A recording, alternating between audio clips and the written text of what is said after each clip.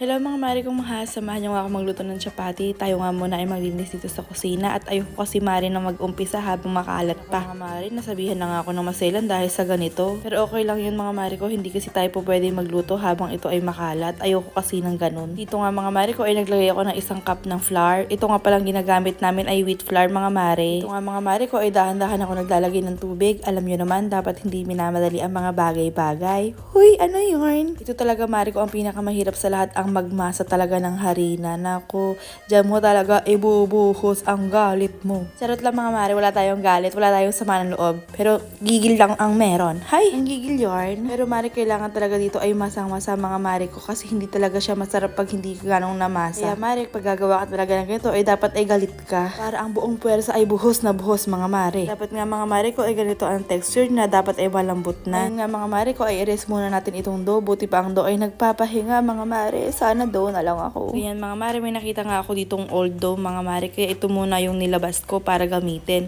Kasi mga mare dito sa India, hindi ka pa pwede magsayang ng pagkain kahit isang butil ng munggo mare. Hindi pwedeng itapon. Chika ko muna mga mare. Dati kasi mga mare naghugas ako ng munggo. Aba mga siguro may mga 10 to 15 na mga natapon ganyan. Aba ang sabi ay nagsasayang daw ako ng pagkain. Naloka ako mga mare ko. Pati ba naman yung mga butil-butil na yan ay hindi pa pwedeng itapon. Dapat talaga ay pupulutin. So back to dough nga tayo mga mare ko. Dito nga mga mare ay binibilog-bilog ko ng ganyan at nilalagay ko sa ata para nga ay mas mabilis siyang mabilog mga mare. Ito nga ako pinaka nahirapan mare dati kasi mahirap talaga ang paggawa nito. Ang hirap ibilog mga mare. Hindi mo dapat ito lagyan ng pressure. Dapat marahan ka lang talaga naggagawa mga mare. Habang gumagawa akong ganito mga mare, ay pinainit ko na nga yung pan. Kasi dapat sa paggawa ng ganito mare, mainit na mainit talaga yung pan. Kagaya ng ganyan mga mare oh. Para hindi malabsa ang luto mga mare ko, mabilis lang siya. Habang naghihintay nga na tayong maluto ang unang chapati na nilagay natin mga mare ko, ay gumawa nga tayo ng gumawa ng mga ganito. Para lagay na lang tayo ng lagay mamaya. Hoy, time management yarn. Pero yun kasi talaga mare ang natutunan ko mare sa paggawa ng ganito.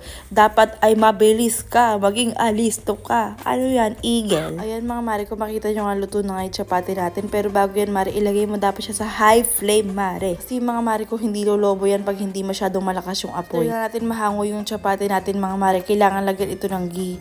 Yung ghee nga pala mga mare ko, ayun yung pinakulo ang butter mare. Sobrang sarap nito mare. Yung kumakain ka ng mulutong tapos sobrang daming butter. Ano ba yun? Nagugutom tuloy ako. Kaya hindi makapag-diet ang mare nyo. Puro ang naiisip ay pagkain kahit sa pag-voice over. Ay, naku talaga. Pero seryoso kasi mare, masarap talaga yung pagkain nila dito. Kahit nagulay-gulay lang minsan, araw-araw, gabi-gabi, char. Ang mga mare ko, vegetarian ang nanay niya. Kaya kailangan puro gulay talaga ang pagkain natin. Kahit na tayo ay natatamlay na. Wala tayong magawa mga mare kundi kumain ng gulay. Ang gulay pa naman nila dito ay puro patatas na lang mare. Naglabas sa sama ng loob sa video, no? Ano ba yarn? Pero mare, kahit na nga ganun ay masarap talaga ang pagkain nila. Kasi marami silang mga nilalagay ng mga sauce, mga ganyan. Alam niyo naman.